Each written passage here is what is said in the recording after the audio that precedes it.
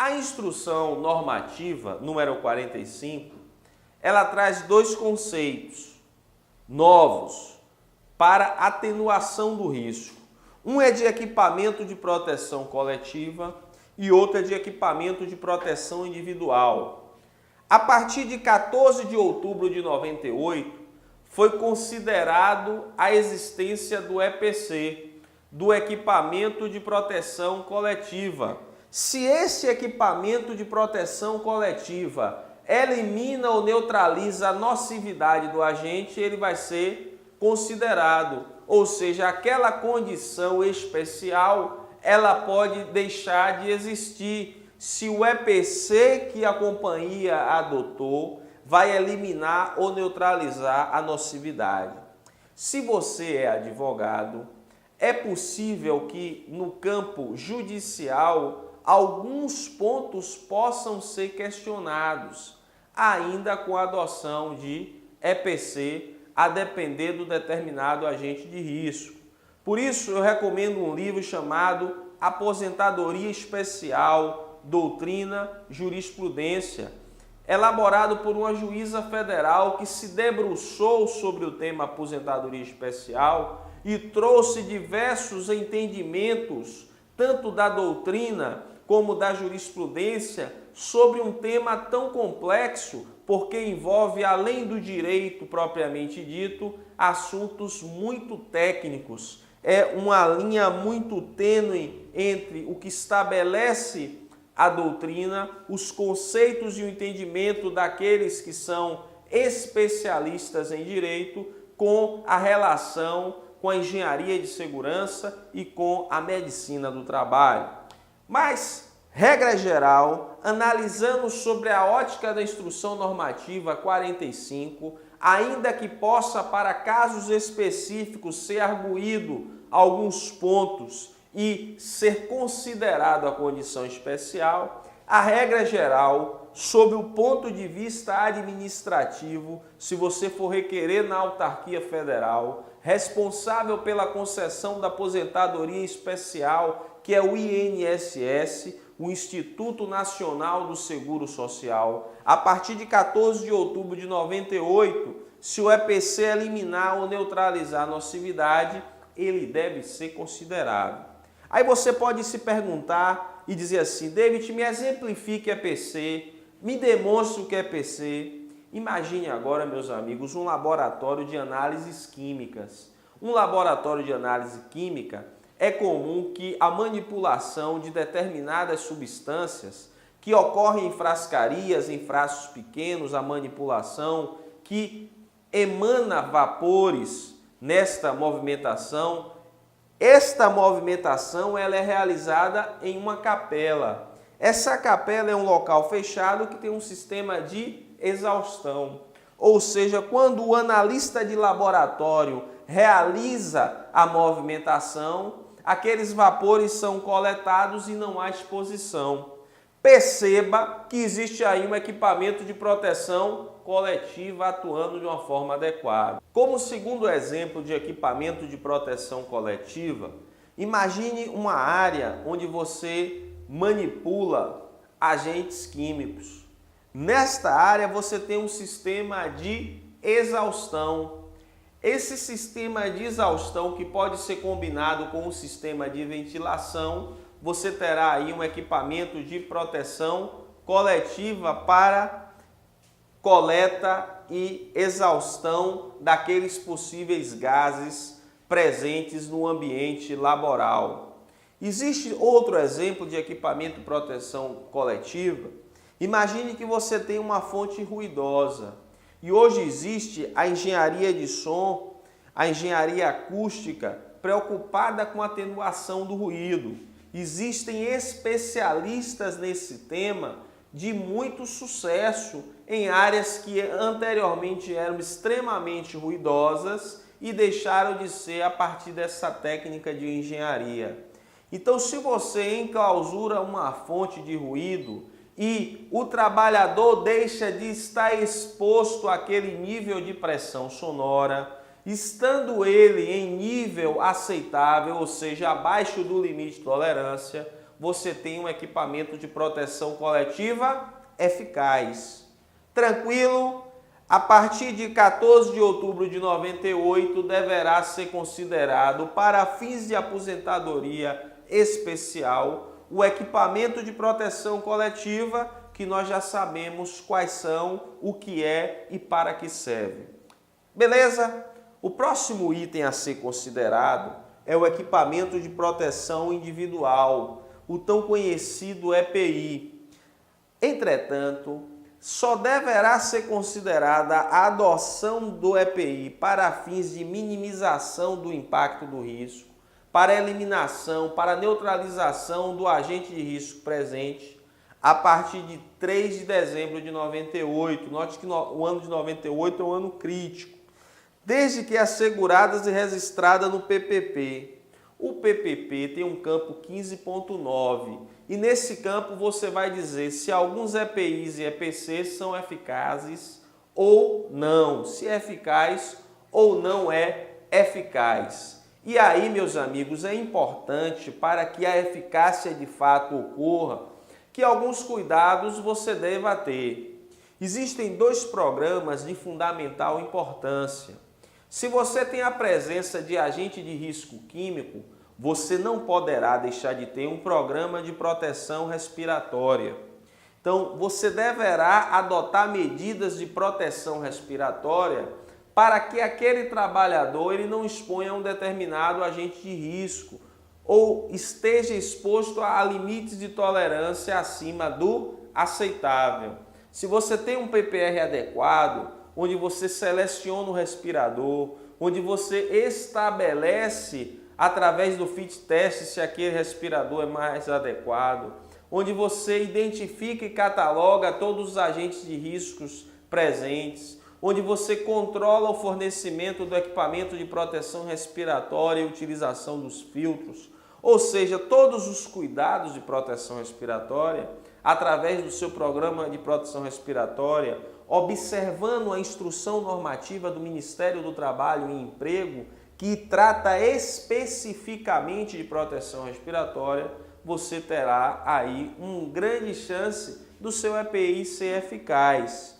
Eu gostaria de recomendar que você lesse, quando se fala em proteção respiratória, ao nosso ver, o maior nome da proteção respiratória no Brasil chama-se o professor Maurício Torloni.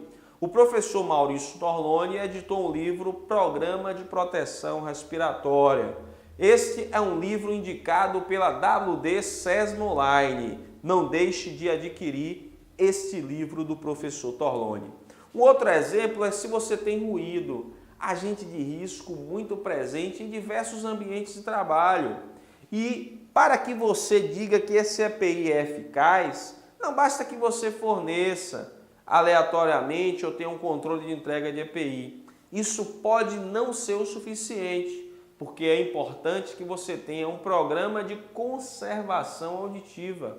Esse programa de conservação auditiva, ele casa, ele tem uma aderência com o programa de controle médico de saúde ocupacional, o monitoramento biológico, com o monitoramento ambiental, com o controle de entrega de EPI, com a especificação adequada, com a adoção de medida de engenharia para a redução do ruído na fonte, tudo isso, todo esse conjunto de ações, todos esses cuidados, isso faz parte do programa de conservação auditiva. Tá combinado assim?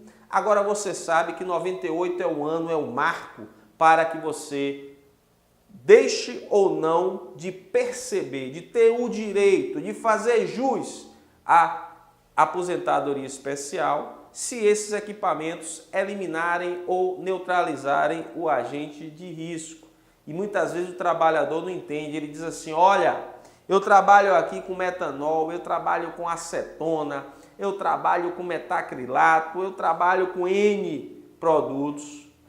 Mas só que a empresa adotou medidas que foram suficientes para eliminar ou neutralizar, em tese, o risco, e ele acha que ele teria direito à aposentadoria especial. É uma briga boa, é uma briga interessante e, muitas vezes, sob o ponto de vista jurídico, se você fizer uma argumentação adequada, se houver uma análise da jurisprudência, verificando o caso concreto e considerando todos esses pontos que nós estamos colocando aqui no nosso treinamento da WD SESMA Online, você poderá aí ter grande chance de sucesso na esfera judicial. Mas na esfera administrativa, sobre a ótica e análise do INSS, é esta o conceito frio da lei da Instrução Normativa 45 que será observado. Tá combinado? Vamos ao próximo ponto aí do nosso estudo sobre aposentadoria especial. Quando é possível a perda do benefício? Ou será que é possível a perda do benefício? A lei que trata de benefício é a Lei 8.213 de 91. E você tem os benefícios previdenciários em espécie. Aí você me pergunta, David, me exemplifique aí benefícios previdenciários. Eu tenho alguns para lhe falar. Aposentadoria por tempo de contribuição, aposentadoria especial, aposentadoria por invalidez, auxílio-doença previdenciário, auxílio-doença acidentário, auxílio-acidente, são exemplos de benefícios previdenciários. A tão conhecida e polêmica agora, pensão por morte, são exemplos de aposentadoria. Alguns benefícios, existe aí a possibilidade de perda desse benefício se alguns requisitos não forem observados. E um deles é a aposentadoria especial. Aí você está se perguntando, David, me diga aí, que hipótese é possível?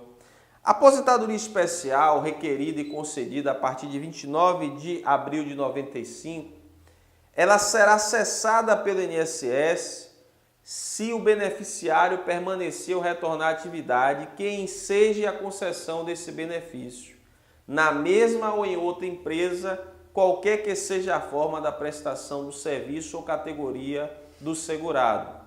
Os valores indevidamente recebidos deverão ser devolvidos ao INSS. Vamos lá, meus amigos, entender isso aí. Qual é o objetivo da aposentadoria especial?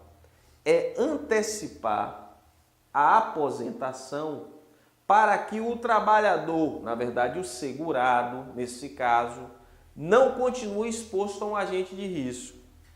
O que acontece muitas vezes é que o segurado ele busca a aposentação, e o termo é este mesmo, é meio estranho, não é? Mas é aposentação, é retornar aos aposentos, é descansar, não é verdade? Por isso você busca, você trabalhou, você está chegando na velhice e você deve descansar. Isso teoricamente, porque hoje sabemos que muitas pessoas continuam muito bem exercendo a sua atividade, mas o objetivo da Previdência é esse, é precaver, é prevenir algumas situações das coisas da vida, entre elas a velhice, que deve ser preservado através de um sistema contributivo. Você contribui a vida toda para mais tarde você ter direito à sua aposentadoria, à sua aposentação. Mas o legislador entendeu o seguinte, e justa a manifestação do legislador, note se ele considerou que você deve não continuar exposto ao risco, por isso ele diminui o tempo sobre uma ótica de um conceito científico, e aí note que a aposentadoria ela pode ocorrer com 15, 20 ou 25 anos, e é a lei que estabelece cada caso, onde é 15, onde é 20, onde é 25 anos, e regra geral para homem a aposentadoria são 35 anos e para mulher 30. Mas se for especial, você tem 15, 20 ou 25 anos. Se o trabalhador ele se aposenta e continua, aí você tem um ilícito, você tem uma condição equivocada, você tem uma condição incorreta, você tem uma fraude, propriamente dito, meu amigo. Ou seja, se alguém se aposenta na condição especial, ele não pode continuar naquele ambiente que ensejou a sua aposentadoria, ou ainda que vá para outra empresa e vá laborar em uma condição especial, ele não pode. Deverá a Previdência, deverá o INSS cessar o seu benefício e ele deverá ressarcir o erário público, os cofres públicos, a Previdência Social, pagando, devolvendo o valor que foi desembolsado. Na prática, meu amigo, isso não é tão fácil de acontecer. Isso é complicado de acontecer, mas é possível porque é a previsão legal para tanto. Por isso, se você é administrador de empresa, se você é um engenheiro de segurança, se você é responsável pelo departamento jurídico da companhia, você deverá fazer uma análise se existem empregados que têm ou estão percebendo aposentadoria especial, porque se tiverem, eles deverão deixar de exercer a sua atividade naquela condição que ensejou aposentadoria especial. Então, muitas vezes o trabalhador ele quer se aposentar especial e quer continuar trabalhando, e isso não deve acontecer, isso está incorreto, isso é uma fraude e que não deve ser permitida pelas empresas. O INSS, muitas vezes, ele não identifica, não há um controle adequado e muitas vezes o trabalhador ele continua com benefício e trabalhando, mas com o E-Social é possível que isso venha a ser percebido pelo INSS de uma forma mais fácil.